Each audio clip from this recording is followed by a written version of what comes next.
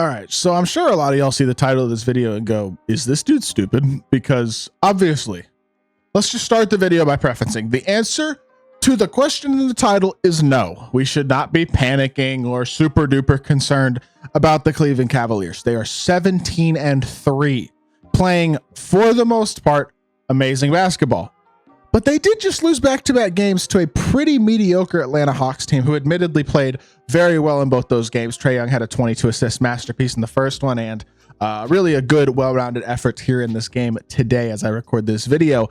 But at the same time, I see some flaws with this Cavs team that I think are going to have to be addressed in order for them to really compete at the highest level in the Eastern Conference, because they look pretty distinctly like the second best team in the East, right? I don't think that's something that's particularly being debated, in all honesty. I think people are generally looking at this team and going, yeah, it's the Celtics and the Cavs. Like, that's probably most people's conclusion about this roster. And I think it's the logical conclusion to make as well.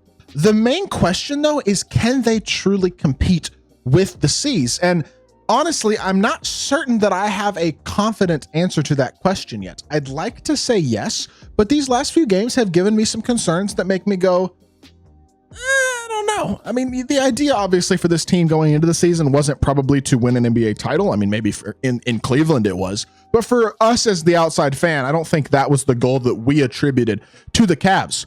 But now that they are playing so well, the goals do kind of shift for this team to more of a goal of playing at that high of a level to try to compete for a serious title in the East, especially when it looks like they are distinctly the second best team in the East right now. So I kind of want to talk more about this team. Before we hop into the video and really dive into it, if you haven't already, make sure you'll hit that subscribe button. Help me push towards the 1,000 subscriber mark on the channel, uploading multiple times a day, pretty much every single day. Yesterday I didn't because the day before was Thanksgiving and it just made it hard to record multiple videos. But in general, we're trying to upload 2-3 at least videos every single day.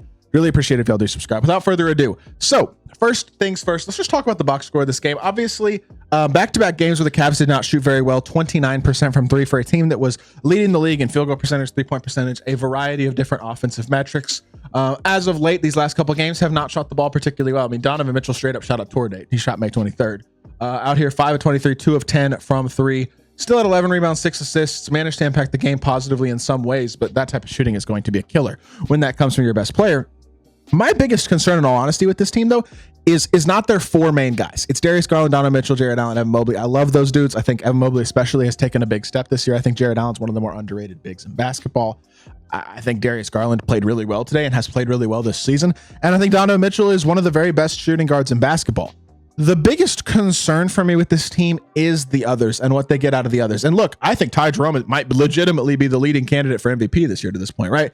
Or sorry, most improved player, not MVP. That's insane. But a dude who's shooting 58%, 53% from three. I mean, averaging 12 a game on 4 assists. He was a G League player who played 2 NBA games last season. He played in the NBA in 2 games last season and is now one of the best role players in basketball to this point in the season. If he keeps anything close to this level of production up, he is 100% the most improved player in my personal mind.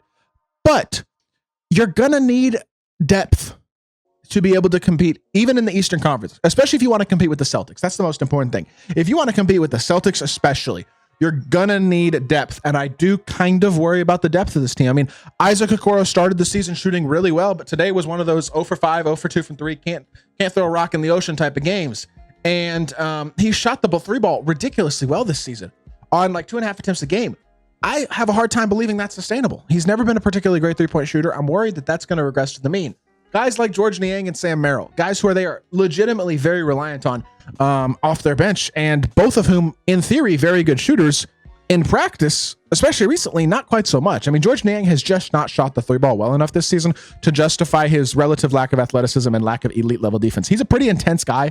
I'll give George Niang credit. I feel like he's done a lot with a frame that wouldn't generally be expected to be an NBA.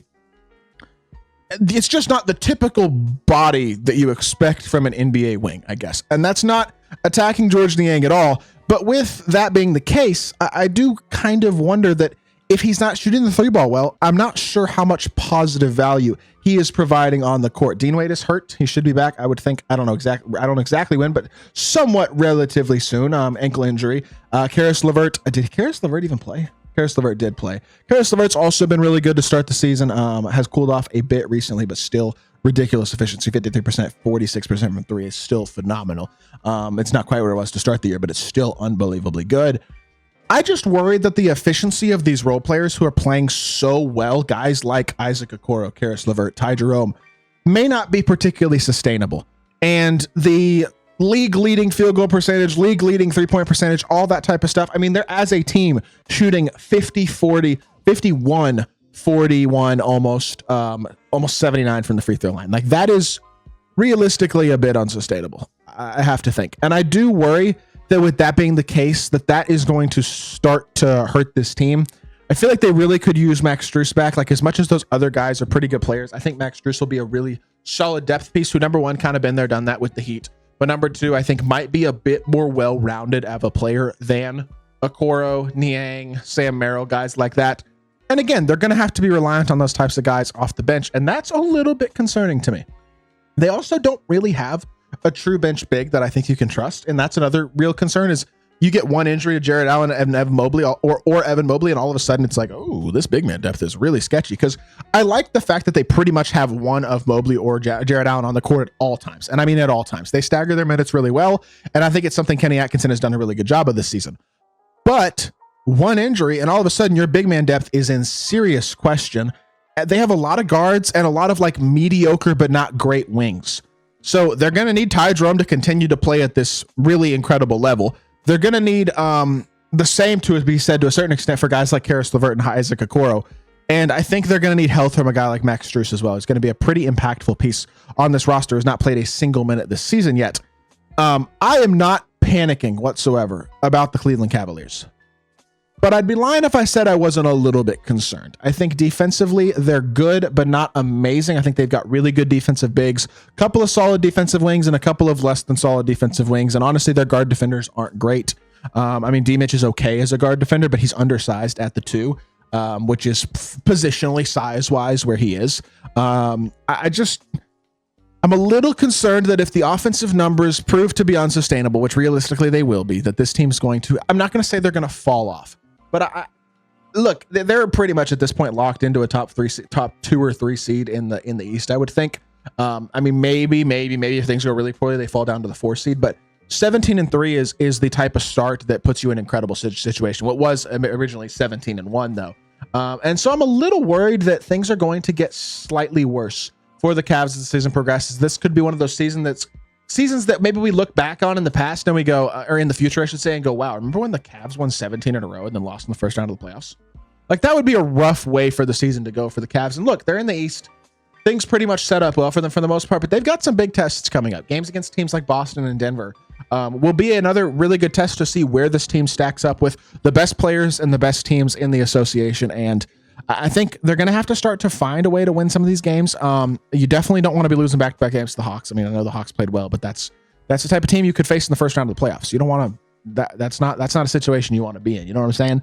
And so, look, I still think the Cavs are really good. I think Kenny Atkinson has done a great job. I think their roster is overperforming, but hopefully is relatively sustainable at maybe not quite the level they're at right now, but at still a very high level. But these recent losses have given me a bit of pause, is basically what I'm saying about the Cavs. And it's going to be interesting to see how their season continues to progress. So with that being said, that's going to do it for this video. I hope y'all did enjoy. If you did, make sure you hit that like button, leave a comment, and subscribe. I will be back with more NBA content very, very soon. I appreciate y'all. Peace.